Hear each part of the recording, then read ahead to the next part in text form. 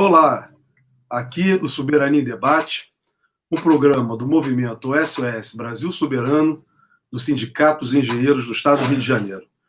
O SENG Rio tem uma preocupação muito grande, né, diante da situação que nós estamos vivendo no Brasil e no mundo, né, com a questão da soberania e com a questão do desenvolvimento.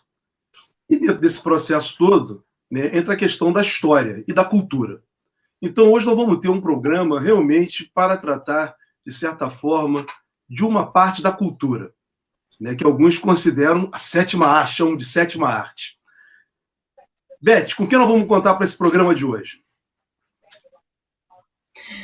Bom, ele está aqui já dividindo a tela com a gente. Hoje nós temos o prazer de receber Silvio Tendler.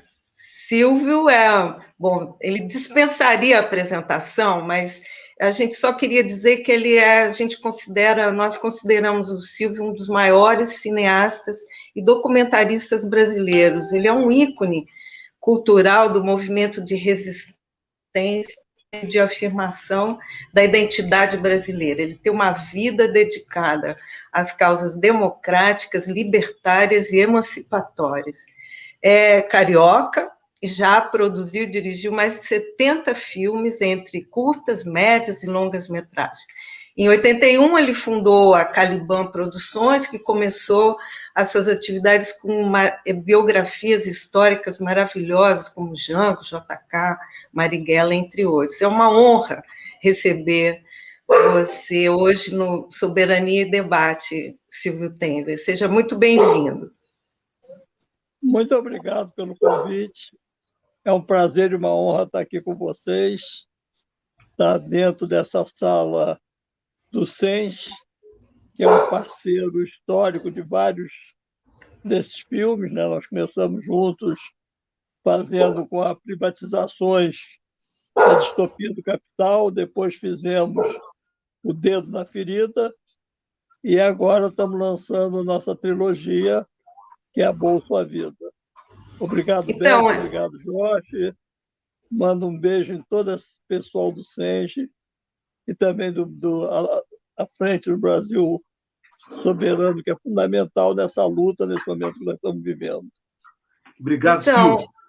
Hoje pedimos ao Silvio para vir ao nosso programa para falar exatamente sobre a última criação dele, que é o filme A Bolsa ou A Vida, né, que está sendo lançado hoje, né, está em pré-estreia, já entrou na rede, né, no festival, faz parte do Festival Ecofalante, e é um filme fundamental que tem que ser visto por todos e votado, porque ele está concorrendo ao prêmio de público. Mas antes da gente começar a conversa, nós queríamos mostrar para vocês o trailer da Boa Sua Vida.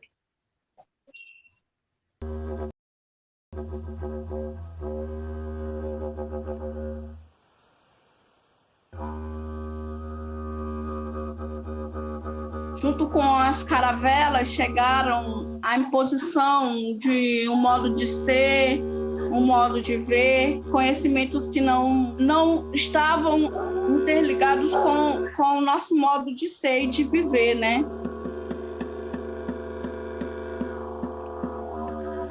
Eu acho que ninguém não pode privatizar o serviço da terra.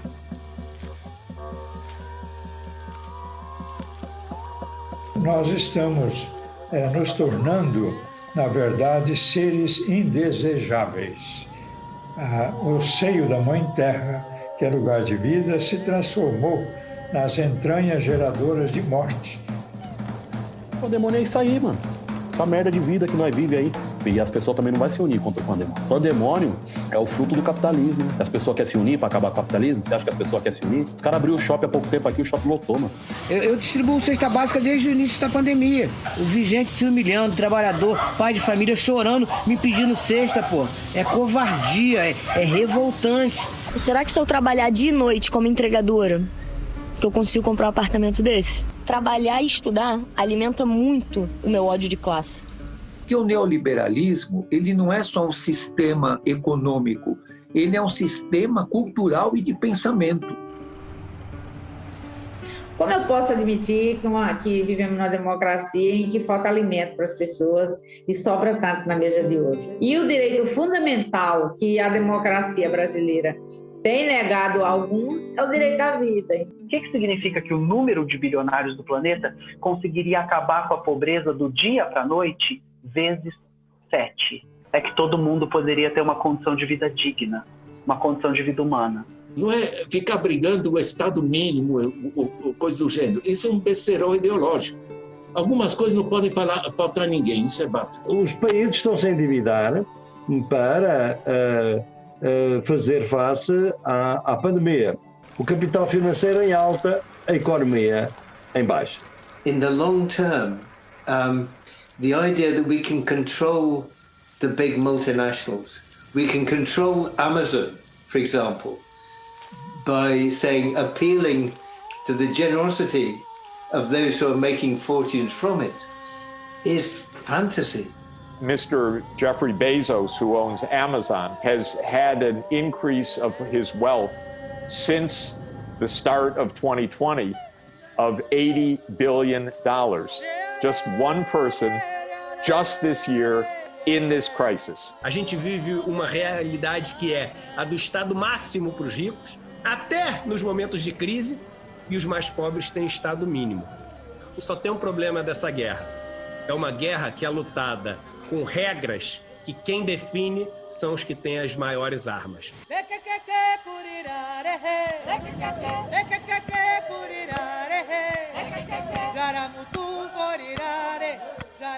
Só para as pessoas terem uma ideia da maravilha que é esse filme. Então, Silvio, a gente queria que você contasse um pouco, falasse um pouco do filme, sobre esse objetivo dele, por que escolha desse tema, qual é o debate que você propõe quando dirige esse filme e produz esse filme.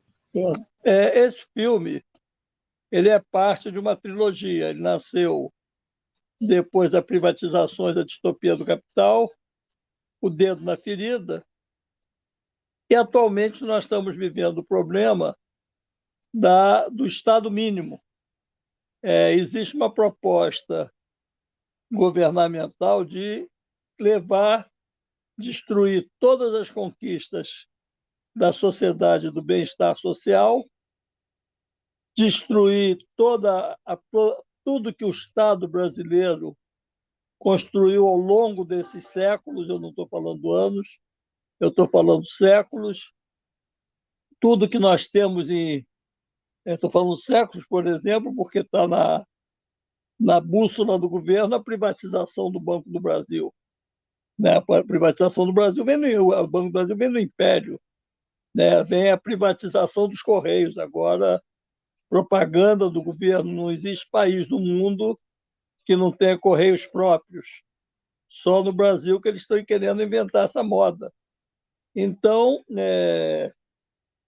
nós resolvemos reagir. Esse filme nasceu dentro do SENS, né, numa reunião minha com o Clóvis, o Olímpio, a Tânia. O que a gente faz para reagir a isso? Vamos fazer um filme. E aí eu pensei na Bolsa Vida. Né? Qual seria a centralidade do desenvolvimento? Se seria o ser humano e a natureza ou o cassino financeiro. Isso foi pensado ainda antes da pandemia.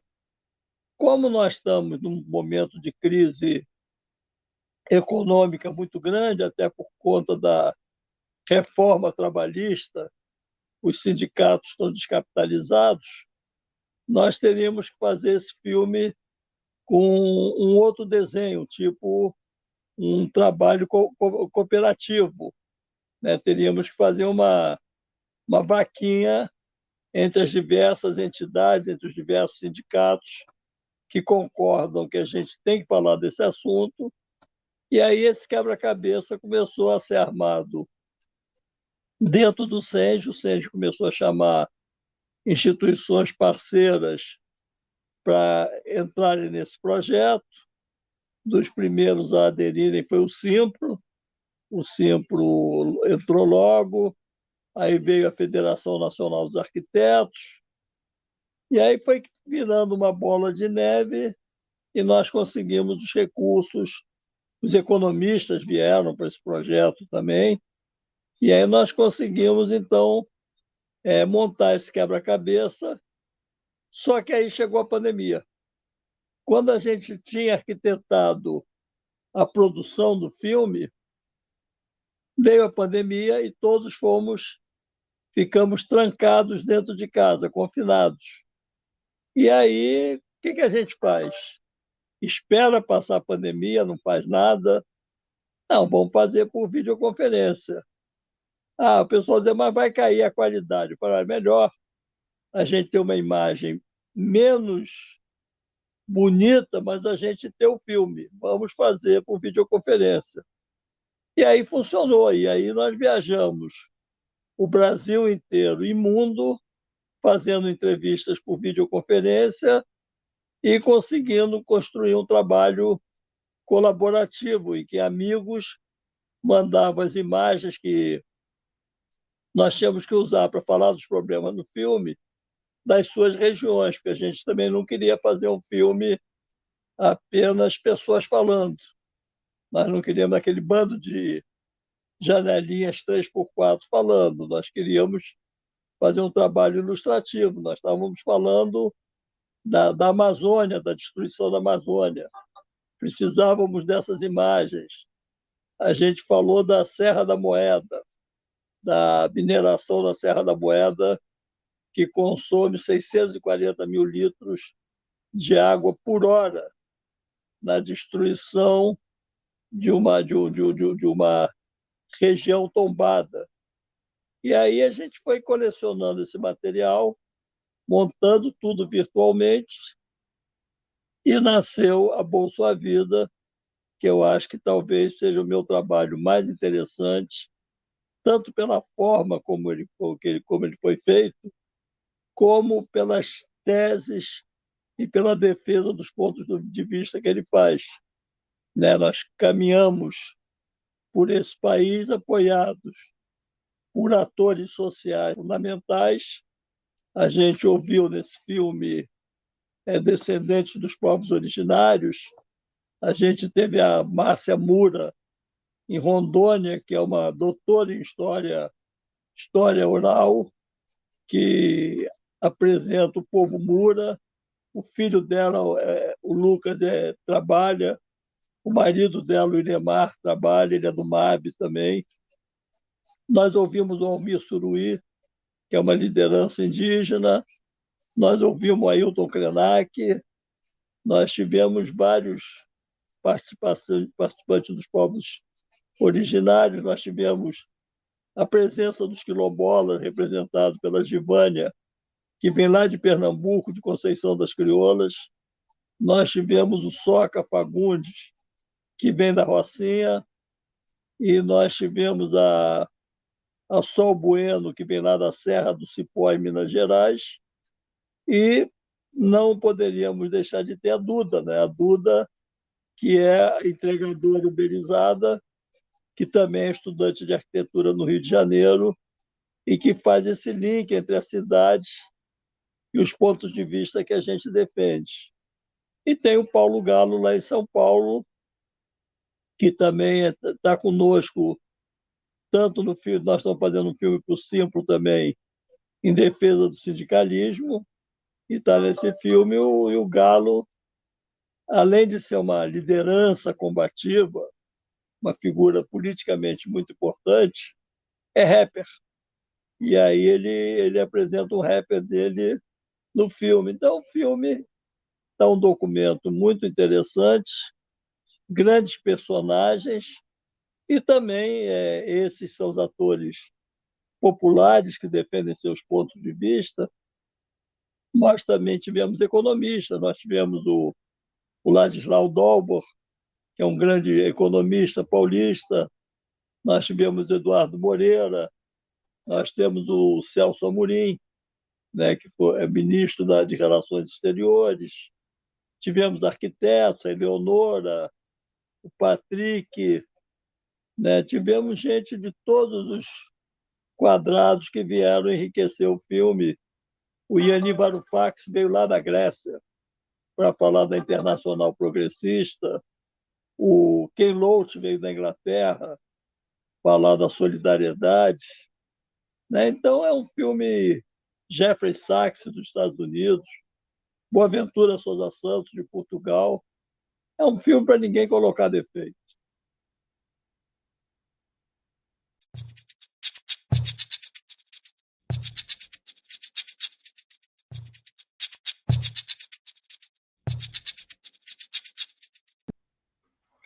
Legal, Silvio. O seu cinema é sempre um cinema de resistência, né? Essa é a sua marca, né? E sempre revelando para todos nós, né, de uma forma educativa, a questão fundamental das lutas de classe, né? Da luta de classes.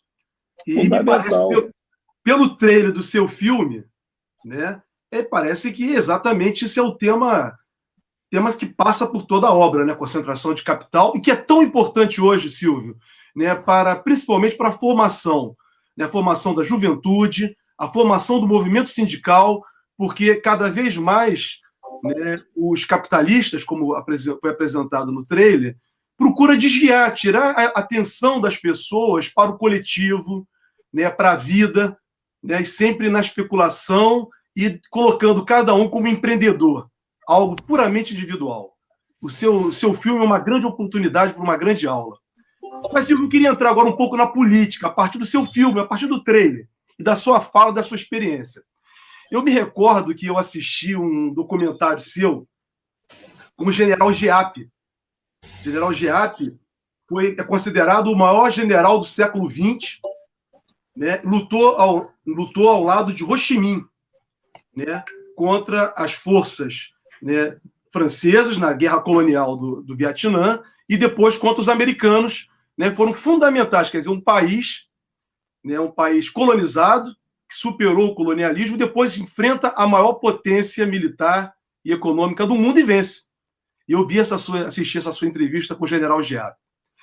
Silvio, eu queria te colocar, porque eu estou colocando Giap, estou trazendo Ho Chi Minh, né, porque, na verdade, né, e o seu filme, pelo trailer, eu observo isso, quer dizer, essa questão que eu falei da luta de classes, né, mas eu tenho observado no campo da política, principalmente os partidos políticos, né, a resistência ao capitalismo, o que se opõe ao capitalismo, se pode se opor a esse capitalismo, é o socialismo.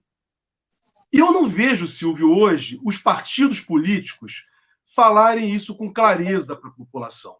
E aí eu queria aproveitar a oportunidade que está com você aqui, né, para que você possa saber a sua impressão sobre isso e também mais. Quer dizer, eu acho que falta, por parte dos partidos políticos, explicar para a população o que é o socialismo. O que você acha disso, Silvio? Jorge, obrigado pela oportunidade de falar sobre isso. Realmente, eu acho que esse filme é um primeiro documento, é um filme que nasce da indignação. Eu sempre digo que eu faço cinema ou por solidariedade ou por indignação. Esse é da cota da indignação. Eu estou absolutamente indignado com tudo que está acontecendo nesse mundo contemporâneo e, particularmente, no nosso país. Na verdade, nós estamos vendo um mundo sendo desmantelado.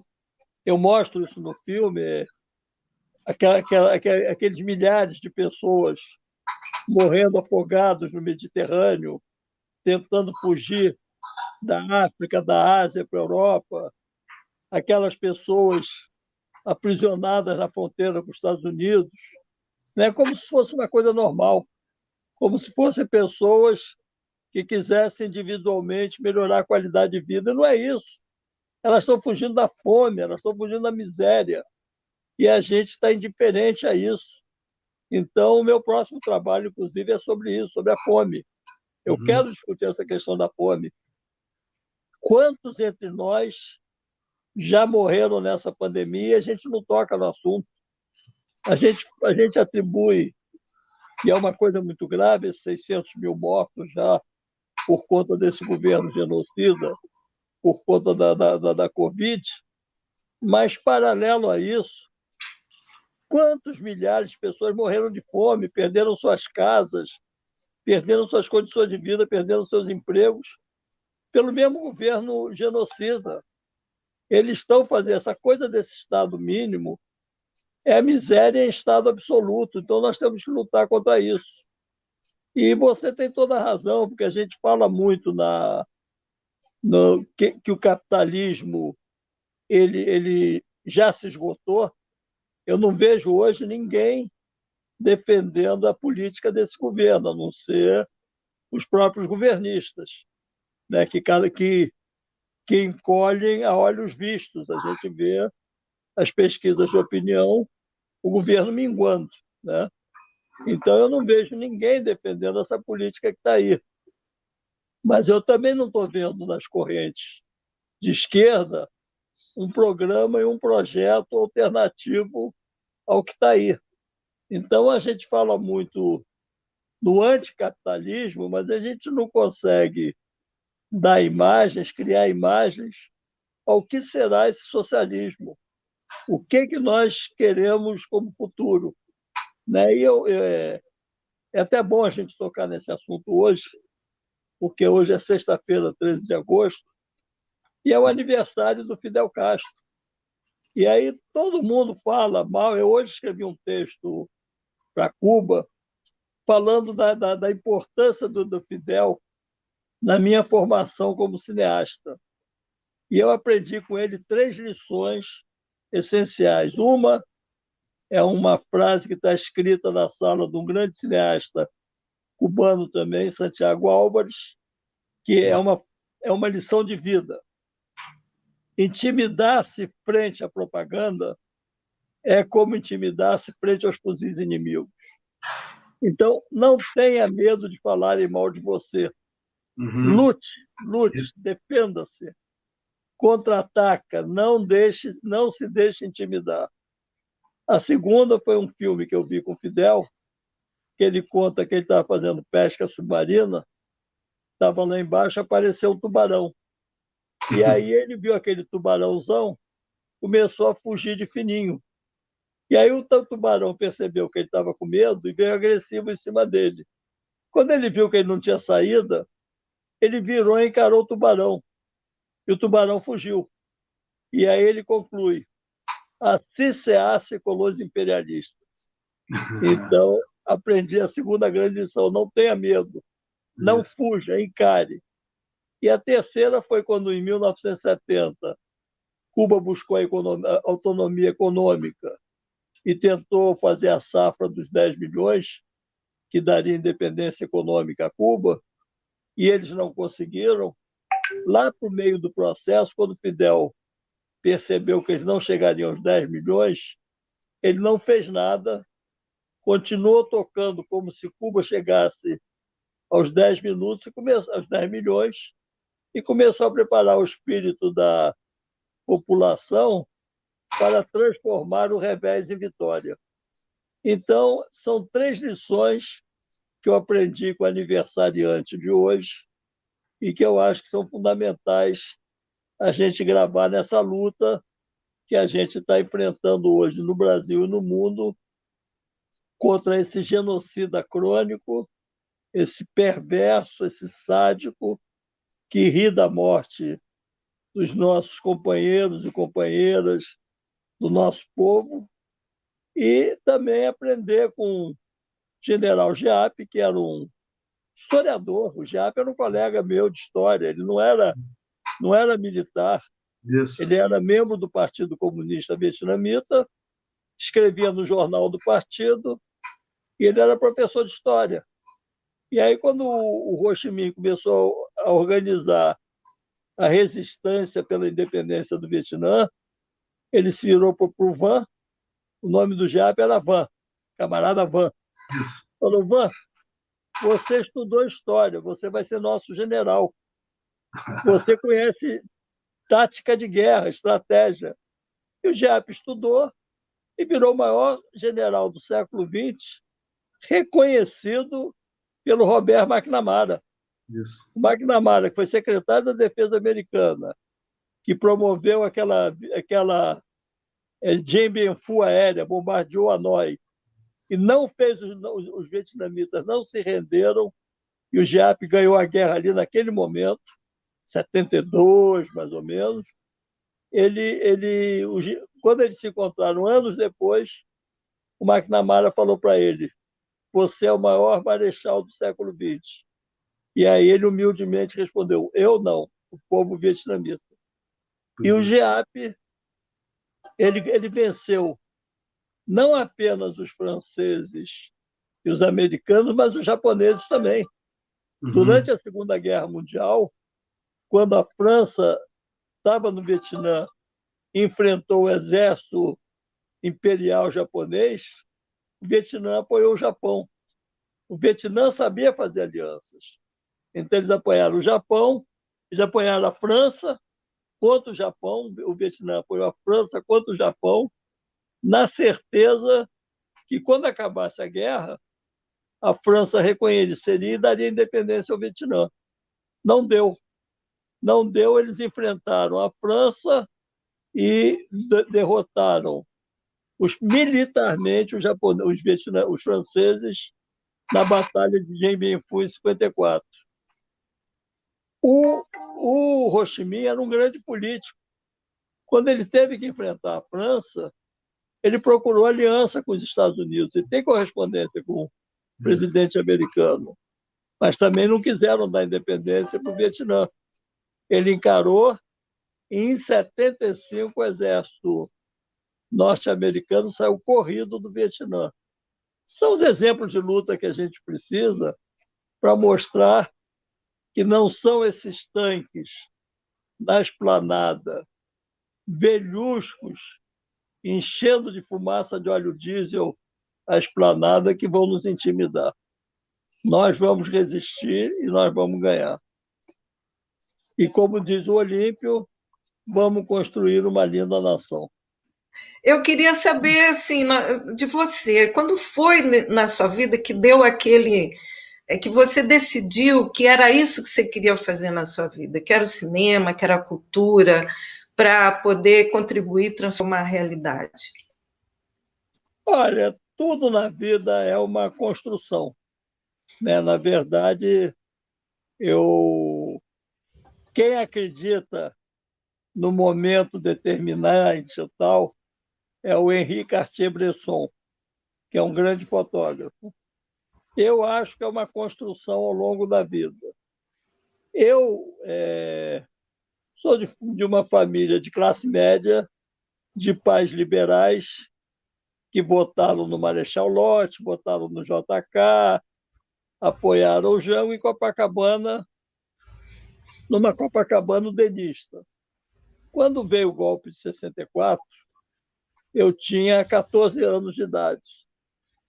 E eu assisti ao golpe com 14 anos de idade. Quando eu estava florescendo para a vida, os milicos tomaram o poder no meu país e castraram as minhas possibilidades de criação. Eu vi a cassação de centenas de políticos, estudantes, parlamentares, militares, sindicalistas, fechamento de sindicatos e tal. E aí eu também comecei a ver que os primeiros gestos de reação vieram dos jornalistas e dos artistas. Como estava tudo fechado e tudo proibido, os primeiros a resistirem foi Sérgio Porto, com Bebiapá, Carlos Heitor Coni, Márcio Moreira Alves, Hermano Alves, o Poerner. Eu fui vendo aqueles jornalistas reagindo. Eu comecei a assistir os shows do Teatro Opinião, que eram perto da minha casa, que foram os sobreviventes da UNE, Vianinha, Ferreira Goulart, que montaram o Teatro Opinião. E aí eu falei, eu quero ser igual a eles. Era um momento também que estava nascendo o cinema novo. Em 64 estreou O Deus e o Diabo na Terra do Sol, do Glauber, tinha os filmes da Nouvelle Vague, E aí eu comecei a ir nesse caminho. Fui indo, entrei no cineclubismo, 66, por aí. Em 68, eu era presidente da Federação de Cineclubes, e o cineclubismo tinha um viés muito politizado. O cineclubismo também era a porta de entrada para o movimento estudantil. E eu estou lá dentro. E aí eu começo a participar disso, e a minha geração embarca na luta armada. A primeira vez que eu vi um revólver, eu morri de medo. Falei, olha, eu não nasci para isso, não. Revólver não é comigo. Vamos fazer o seguinte, a história precisa dos que vivem, porque se não tiver dos que vivem e os que fazem, não tem história. Mas se não tiver narrador, também não tem história. Então eu vou ficar no campo dos narradores. Eu vou contar essa história, vou ser cineasta e vou fazer você esse cineasta engajado. E o meu primeiro filme foi uma entrevista com João Cândido, o marinheiro da Revolta da Chibata.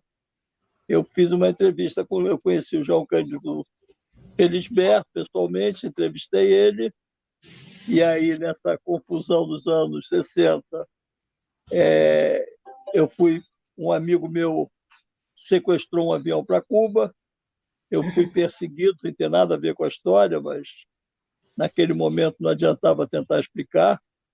A aeronáutica é onde morreu o Stuart Angel, né? Foi no mesmo momento. Então eu tive que escapar e a pessoa que guardou o filme queimou. Mas foi nesse momento que eu falei, eu vou fazer esse tipo de cinema. E aí fiz esse filme, aí fui morar no Chile, trabalhei lá, depois fui para a França estudar cinema, veio o golpe do Chile, eu fiz filme sobre o Chile, trabalhei no filme, voltei para o Brasil e entrei nessa praia, fiz os anos JK, fiz o Jango e não parei nunca mais. E aí eu sou um contador de histórias que tento contar histórias da Revolução. Um belíssimo contador de história, realmente. Silvio, o golpe de 2016 contra a presidenta Dilma, né, nos gerou essa tragédia que nós estamos hoje. E uma das primeiras medidas, né, dos golpistas, começando lá por Michel Temer, e agora intensificado mais ainda no governo Bolsonaro, foi exatamente uma tentativa de destruir a cultura. Né? Cortaram todo investimento na cultura. A Anancine hoje praticamente, né, não existe. Não é uma agência, né, para fomentar. Um mercado tão importante, quer dizer, a cultura gera tantos empregos, né, tantas oportunidades, principalmente para os jovens. Né, para os jovens. Então, essa é uma característica do golpe. Né, tentar destruir a cultura. E num governo fascista, no qual nós estamos vivendo, né, não ter cultura que eles querem atirar fogo nos museus, né, na cinemateca, vibram com essas coisas. Por outro lado, o que nós temos? Em 2016 também, no golpe de Dilma, nós tivemos a resistência das periferias. Foi a juventude da periferia com os rolezinhos, né, ocupação de escolas públicas. Eu não estou me referindo aqui às universidades, não. Estou falando de estudantes secundaristas, né, das periferias das grandes cidades brasileiras. Então, eu estou tentando agora juntar duas coisas. Né? O ataque que foi feito contra a cultura, na qual você está inserido, e também, por outro lado, o ataque que eles estão fazendo nas periferias. E no seu filme, eu vi agora aqui no trailer, né, até uma pergunta direcionada aqui pela nossa companheira Verônica Couto, mas está no trailer do filme, né, o Paulo Galo, de São Paulo, o entregador, que é exatamente essa juventude que é a resistência da periferia. Comenta um pouco aí para a gente essas duas coisas. Né, o que aconteceu, o que eles estão fazendo com a cultura e a resistência, por outro lado, dos jovens. Então, em 2001, eu entrevistei o professor Milton Santos. Eu tinha conhecido o Milton Santos em 1995, quando eu estava fazendo um filme sobre Josué de Castro. E é um personagem maravilhoso, me deu uma entrevista maravilhosa sobre o Josué. Foi muito difícil cortar, a gente ficou amigo. Ficamos de nos encontrar outras vezes. Eu mudei para Brasília em 96, ele foi a Brasília dar conferências e eu encontrei ele lá. Mas nos perdemos. Em 2000, falei, eu preciso entrevistar esse gigante. E aí eu soube que ele estava muito doente e ele ia dar uma palestra no planetário ao lado da PUC, onde eu dava aula, e ele cancelou. E eu fiz um trabalho para o Simpro naquele momento, e ele foi homenageado, e ele também não foi a homenagem para doente. Eu falei, ou é agora ou nunca. Liguei para ele e perguntei se ele topava me dar entrevista. Ele falou, dou. E marcou para janeiro de 2001. E nós fomos para a sala da USP dele. Naquele momento não tinha produção, não tinha grana, não tinha nada. Eu tinha uma câmerazinha simplesinha, mini DV. Um amigo foi com uma outra câmera e nós fomos num chevetezinho até a USP, para a sala do professor Milton Santos. Se você olhar ele, em todas as imagens, ele está absolutamente elegante, formal, de terno. Essa entrevista que ele me deu, ele estava com a camisa mais louca que eu vi na minha vida, toda colorida. Eu não entendi muito, mas ele foi, sentou na cadeira dele de professor, nós ajustamos toda a paciência do mundo. Eu ia entrevistar ele 3 minutos para falar sobre o que ele chamava de globalitarismo, a globalização autoritária. Era para colocar no Utopia e Barbárie. E ele me falou 2 horas as coisas mais importantes que eu ouvi na minha vida. E aí eu fui ficando apavorado diante daquele gigante, eu com aquela câmerazinha vagabunda filmando aquele gigante. De repente eu parei e falei, professor, para quem que o senhor está falando isso? Quem vai lhe ouvir? Ele me apontou a minha câmera e falou, é você. E me deu a minha aula definitiva de cinema. Com pequenos objetos também fazem-se grandes coisas. Eu ali tinha entendido que eu não ia fazer um filme de 4 minutos. Eu ia fazer um longa-metragem com ele. Ele tinha feito esse pacto comigo e eu não sabia. E aí eu fui fazer o filme com ele. E nessa aula, nessa palestra, nesse papo, ele me falou essas coisas todas, em 2001, janeiro, que você está falando agora. Ele, naquele momento, ele falou, olha, o novo está emergindo da periferia. Quem muda o mundo são os de baixo. São eles que vão mudar os de baixo. São os jovens da periferia. Na época, ele queria falar hip-hop. Ele não sabia e falou bebop. E eu saí pelo mundo afora papagaiando o professor Milton Santos falando bebop. Até que alguém me falou, não é bebop, não é hip-hop. E aí eu entendi. Ele foi o primeiro cara que me despertou para isso tudo. E eu entendi, eu mudei minha vida, minha maneira de fazer cinema, parei a não dar a menor importância para a tecnologia e fazer as coisas que eu tinha que fazer. Entender a importância dos que vêm de baixo. Eu sou de uma geração que assistiu às grandes inovações na arte e na cultura, mas geradas pela classe média. Eu sou da geração do Vinícius de Moraes, Carlinhos Lira,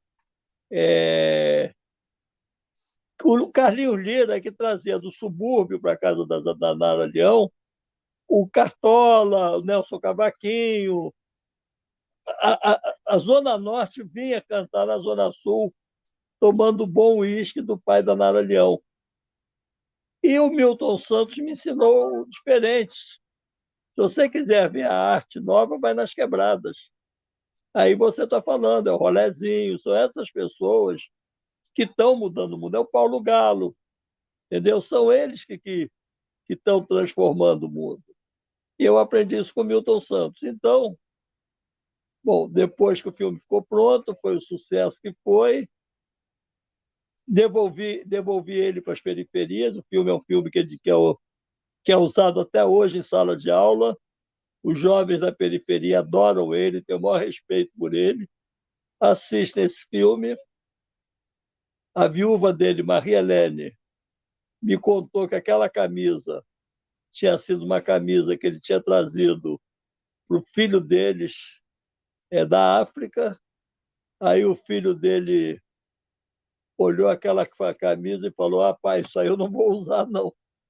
E aí ele usou e eu ganhei aquela camisa. Aquela camisa está aqui em casa até hoje, presente do Milton Santos. Então é isso, quer dizer, o que você está falando aí agora, que a gente viu em 2016, por aí, o Milton Santos já tinha falado disso em 2001. E no ano 2000 ele já tinha percebido. Em 1995, quando estava a festa da globalização, eu mesmo estava encantado com aquela possibilidade de viajar e comprar produtos estrangeiros. Ele, com o maior sorriso do mundo, falou: "Não vai dar certo." Eu falei: "Mas por quê, professor? Está todo mundo gostando." Ou não vai ter para todo mundo. E ele estava certo. A festa acabou logo pouco tempo depois. Então, é esse entendimento da importância dos de baixo que é fundamental. E a segunda parte do que você falou, realmente eles acham que vão destruir a cultura. Mas eu digo que você não cria cultura por decreto e você não extingue cultura por decreto. Eles estão nos causando muito prejuízo. Tem muita gente da arte e da cultura hoje passando necessidade, passando fome. Esses caras que estão aí são os sádicos. Outro dia eu soube de um baterista importante que acompanha uma cantora importante que virou motorista de Uber, porque ele está precisando viver. Então, essa canalice esses caras estão fazendo, mas vão pagar com juros, eu juro. E a gente continua lutando, e a Boa Sua Vida é uma resposta de que eles não nos calarão. Silvio, né, nós estamos testemunhando mais uma vez a sua importância como um cineasta, um observador da realidade, mas no sentido da transformação, né? E no seu filme, A Boa Sua Vida, e isso que você acabou de dizer, da força da periferia, você tem uma costura, uma narradora, né, que é a Duda, que é a entregadora. Você tem a arte da periferia e tem uma menina, uma estudante da Rocinha, que fala que a arte salva. Então, a gente aposta nisso também. E, nesse sentido, você já começou a falar um pouco qual é os seus projetos futuros. Você já falou que está fazendo um filme sobre a fome. Como é que continua esse caminho da resistência pela arte e da arte como transformação social? Então, Beth, você está tocando numa questão que é fundamental. Quando eu fiz o filme, ninguém entendeu porque eu coloquei aquela menina da Rocinha. Ela aparece do nada. De repente, o Soca aparece com essa menina é minha secretária, não sei o que lá, e entra uma menina da favela e diz: "Eu quero mudar o mundo pela arte." Eu falei: "Eu vou botar essa menina no filme para falar isso. Eu estou anunciando o futuro. Eu não preciso ter um texto explicativo, eu não preciso ter um personagem que nasce lá no começo do filme." Ela entra em cena, anuncia o futuro e sai desse futuro de cena. E ela é o futuro. Então, você entendeu a mensagem, o recado é esse: nós não vamos parar, nós vamos continuar brotando e semeando pelo mundo.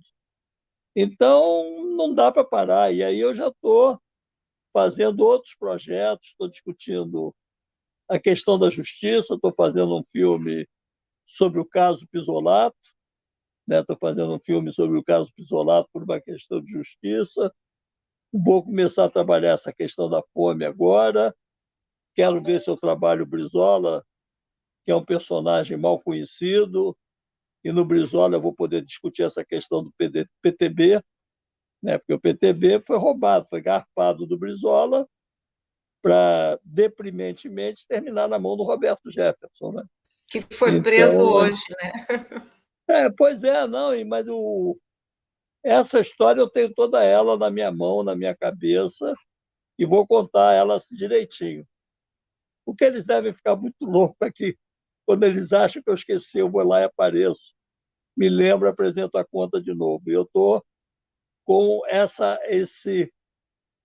garfada que deram no Brizola, no PTB.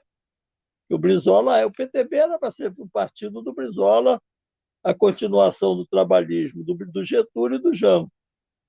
E aí, numa manobra palaciana, entregaram o PTB para Ivete Vargas e o Brizola teve que inventar um outro partido, mas eu vou contar essa história. Preparando para isso, vai ser legal. Eu acho que a gente não pode parar não, Beth, não pode parar, Jorge. Se parar, cansa.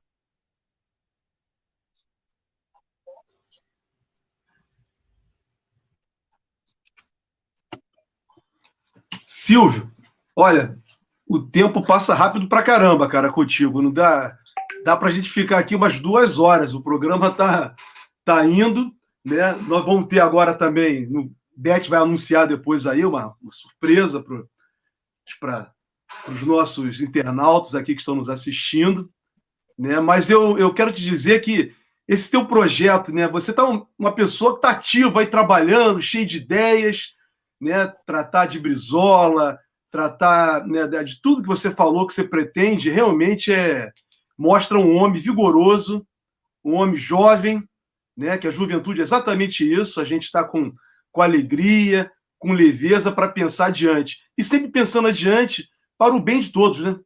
Para o bem de todos, e não só para a gente. Então, essa é a lição que eu acho que, pelo que eu vi, eu vou assistir o filme, mas pelo que eu estou vendo do trailer, né? Você não deu spoiler nenhum para ninguém, então nós vamos assistir esse filme, e eu quero dizer que, olha, é isso. Apesar das dificuldades, teremos esperança, né? Sempre de tempos melhores. Silvio, eu vou passar para a Beth, né, para a gente fazer aí as considerações finais, né? Você apresentar aí o momento final do nosso programa, né? Para mim foi uma satisfação. Podemos falar de tanta coisa legal com você hoje aqui nesse dia. Beth. Não, é só passar para o Silvio, para ele fazer as considerações finais, para a gente encerrar esse programa. Legal. Então a surpresa a Beth vai anunciar depois. Depois terá surpresa. Legal, espero que toque. Realmente acho que vai ser uma surpresa legal. Legal, Silvio. Suas considerações aí, Silvio. Estamos na resistência. Eu só queria contar uma historinha dessa. Fica à vontade. Essa questão da resistência.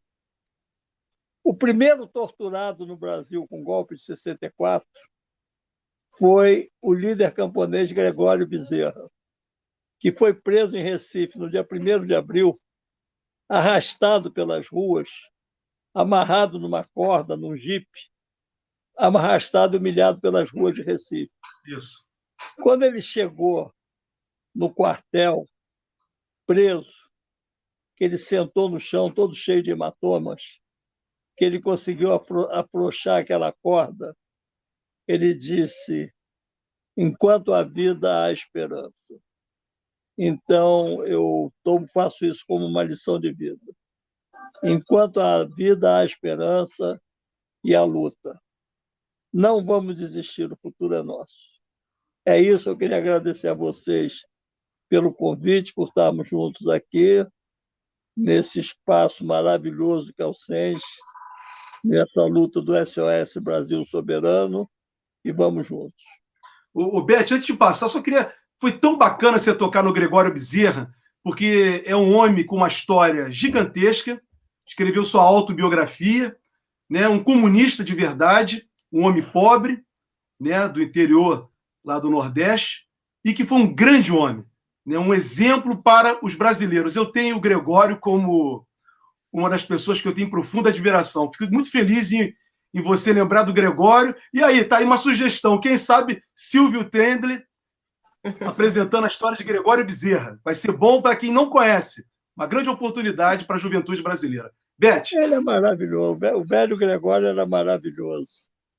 Ele veio ver meu filme Usando JK em 80, no cineminha na cabine do Hotel Meridian. Oh. Eu comentei o cinema pequenininho, uma sessão para poucas pessoas, aí eu vejo o Gregório lá dentro, fico emocionado. Acaba o filme, ele sai da projeção, ele falou: quem fez esse filme? Falei, fui eu. Falei, agora eu vou tomar uma paulada aqui, imagina. O cara não gostou. Eu menti. Ele falou, posso cumprimentá-lo? Falei, pô, que honra. E aí nos abraçamos e fizemos uma foto. Anos depois eu encontrei ele, em 84, quando eu fui fazer o Jão, que eu fui entrevistar ele. Eu levei a foto para ele me dar um autógrafo. E ele falou, posso dizer que sou seu fã? Eu falei, não, quem é seu fã sou eu. Esse cara era um gigante maravilhoso. Era um gigante. Histórias não faltam, né? Histórias lindas aí de vida. Então, como o Jorge falou, nós ficaríamos aqui mais tempo para falar com você. Nós desejamos todo sucesso. Assistam a Bolsa ou a Vida, votem, que o Silvio está concorrendo ao prêmio do público. E nós agradecemos mais uma vez pela sua presença e aqui no nosso programa, a sua contribuição, a sua genialidade, a sua generosidade. Muito obrigada, Silvio. Então, nós ficamos por aqui e a semana que vem a gente volta com Soberania Debate, mas antes de acabar o nosso programa, nós vamos passar um trechinho do rap do Galo, que abre e encerra o filme A Bolsa ou a Vida. Obrigada, Silvio, muito obrigada.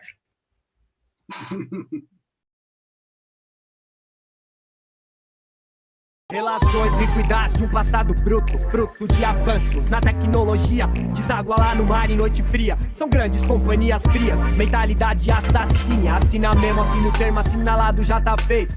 Negociar os teus direitos, comprar de voto, negocia. Amazônia negocia, negocia. Se manter lá é a alma do negócio. Questão de pau, quem são os sócios? Quem faz desse país a merda de um negócio? Destroço, não é do deles, só dos nossos. Acha a ponta, corta o laço e faz a ponta. Direito ao teu pedaço.